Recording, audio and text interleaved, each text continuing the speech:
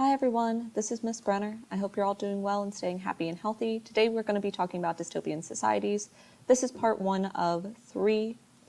So in order to understand what a dystopia is, we need to start off with understanding what a utopia is. And this is from the Greek concept that this place, state, condition, it is ideally perfect in respect of its politics, laws, customs, and conditions. So for this, I used an image that is from The Wizard of Oz. We're looking at that Emerald City that is theoretically perceived to be perfect. So in order for this utopia to reach that level of Greek perfection, the government is perfect, working to improve society's standards of living rather than the leader's own. The social aspects of the community run perfectly. There is no war or disease, only peace and happiness.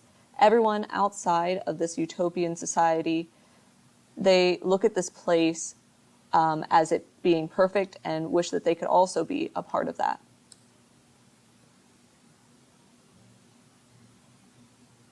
So based off of what a utopia is, we're going to start looking at this idea of a dystopia as you go into your adulthood. I'm sure you've noticed that the odds of achieving a utopia might seem unlikely, maybe even impossible, because perfection is just not easily achieved. So with a dystopia, the author is trying to create a society that is an illusion of a perfect society. This is typically going to be futuristic. And so this imagined universe is going to use a variety of different controls in order to make this perception of perfection. Now, you might also be thinking to yourself, how can any of these characters fall for this, whether it's in movies, video games, literature? How could they fall for something like this? And it's going to be through 3 common elements.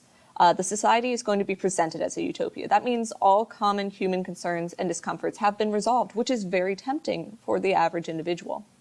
Then these citizens are often going to live under complete control by some force. They might be unaware of the corruption and the lies, but there is going to be some force that is pushing them in a decided direction, whether it's a government, a religious organization, some kind of technology-driven group. And then third, the citizens are going to learn to love this controlling force. They are going to do this through lack of individuality. They're going to promise a better life for these individuals, or they're just going to be ignorant of the reality and they're not going to want to know. So those are the 3 different ways that we see this ground foundation being built for a dystopia.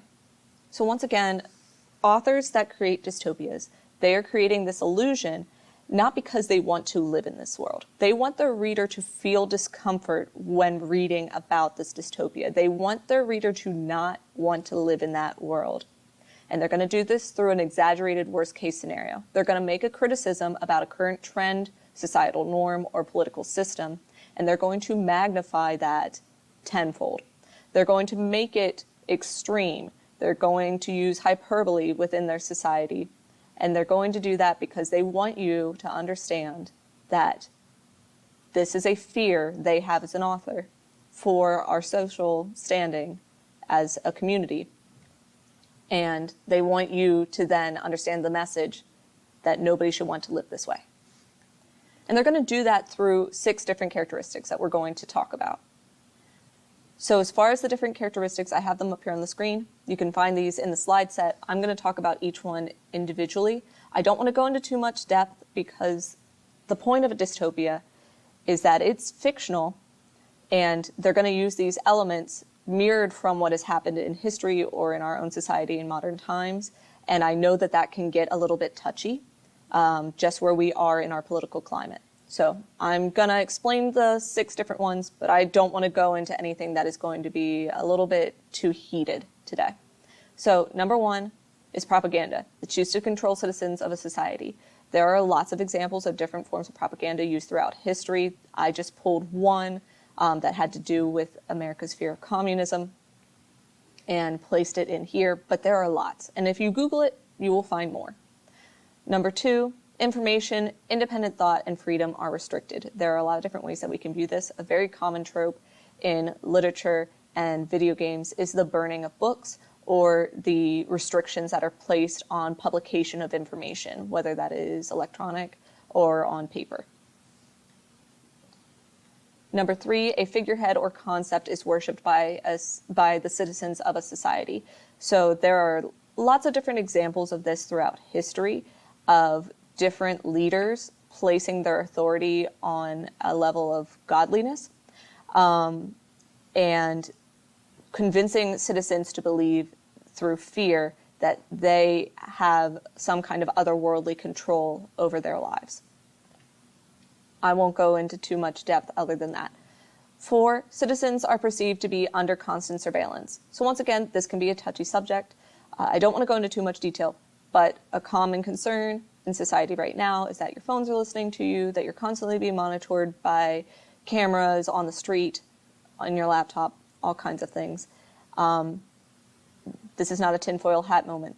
I'm just saying, when we are reading dystopian literature, that this is a common trope that we will see again and again, and it relates back to understanding the author's perception of society. And then the last 2, numbers 5 and 6, the natural world is banished and distrusted. Once again, common trope, also very popular right now, that people do not get out and interact enough with nature, whether that's for medical purposes, whether that's just for raising our quality of life. People are not getting outside, and overall, nature is just distrusted. And then number 6, citizens conform to uniform expectations, individuality, and dissent are bad.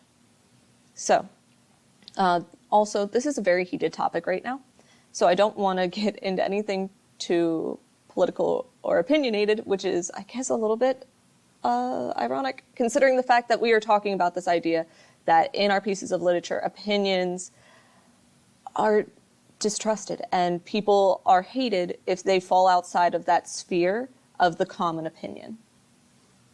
Alrighty, guys. All of those 6 different elements work together to banish any kind of concern that the dystopia may not be a utopia. And so this is what the author wants the characters to believe, but this is really what is happening. And that's just true in a comical sense in a lot of different images, that this is what they want you to believe, but this is what's really happening kind of situation. That is the end of part 1. I hope you guys have a great day. Part 2 is posted online. We're going to be looking at the 4 different categories of subgenre within the dystopian universe, and then looking at some examples in part 2. Alrighty, guys, have a great day. I'll talk to you later. Bye.